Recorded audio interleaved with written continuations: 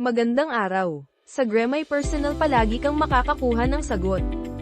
Ngayon ay ipapaliwanag namin kung gaano kadali ay konekta ang Polish SIM card at pumili ng mobile operator upang makapagsimula kang makipag-ugnayan ng walang hadlang mula sa unang araw.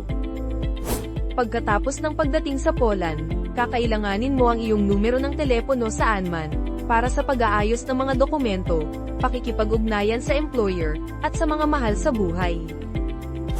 Maaaring kunin ng SIM card direkta sa mga salon ng mga operator, halimbawa, Orange, T-Mobile, Plus, Play, pati na rin sa mga virtual na operator na Lyca Mobile o Lebara.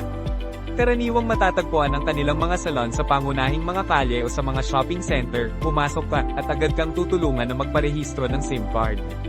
Kung ayaw mong pumunta ng espesyal sa salon, maaari kang pumunta sa pinakamalapit na Jabka, Biedronka, Lidl, Carrefour Express, o Stokrotka, doon ay nagbebenta ng mga starter pack.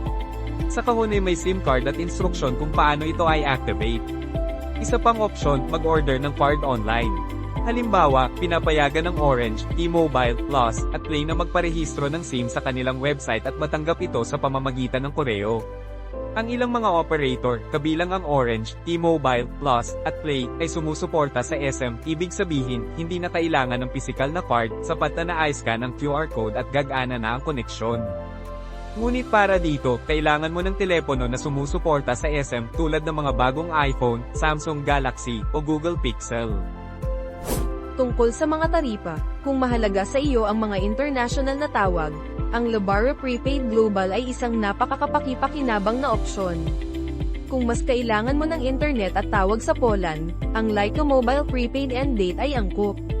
At para sa mga planong manirahan sa Poland ng mas matagal, magandang tingnan ang Play, Orange, o T-Mobile, mayroon silang maginhawang mga pakete na may internet at minuto sa loob ng bansa. Kapag pinili mo na ang package, kailangang irehistro ang SIM card, hihilingin sa iyo na magpakita ng pasaporte o residence card sa tindahan. Pagkatapos bumili, ipasok ang card sa telepono, i-restart ang device at sundin ang mga tagubili ng operator, karaniwang automatikong nag-a-activate, minsan kailangan mag-dial ng isang maikling code. Upang mag-reload ng account, sapat na bumili ng voucher sa kiosk o supermarket, bibigyan ka nila ng card na may code, ilalagay mo ito sa telepono, at agad na magre-reload ang balanse. Isa pang paraan, ay install ang app ng operator, tulad ng M1 Orange, Play 24, o M1 T-Mobile, at direktang magbayad gamit ang bank card.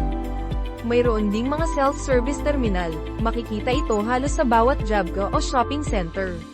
Sa Jabka, maaari ring mag-reload direkta sa cashier, sapat na sabihin ang pangalan ng operator, ang iyong numero, at ang halaga ng reload, agad na mapupunta ang pera.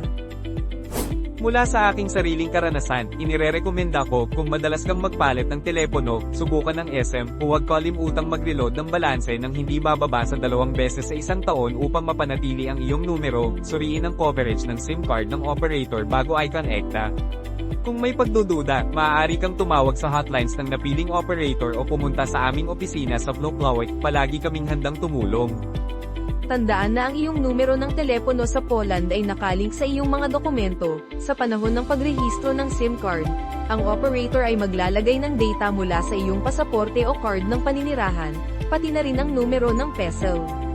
Sa bangko o sa panahon ng iba pang opisyal na operasyon, ang iyong numero ng telepono ay nagpapatunay ng iyong pagkakakilanlan, kaya't mahalagang panatilihin ito at mag-replenish ng naaayon.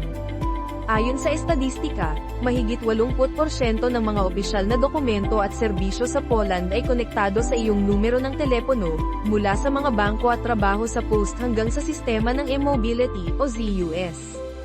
LPP Logistics, kasama ang Gremay Personal, sinisigurong kayo ay mananatiling konektado.